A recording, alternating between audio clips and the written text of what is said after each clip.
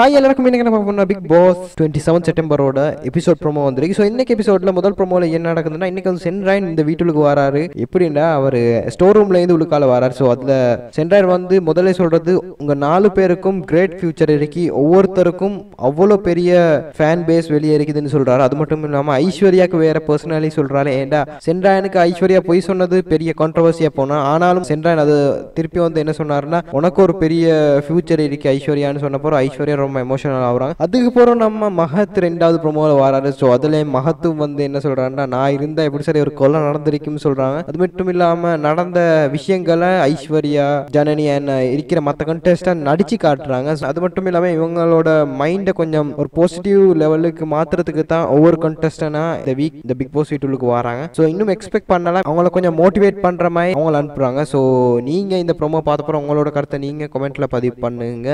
மறக்காம இந்த video like பண்ணுங்க, ஷேர் பண்ணுங்க, சப்ஸ்கிரைப் பண்ணுங்க நம்ம சேனலுக்கு.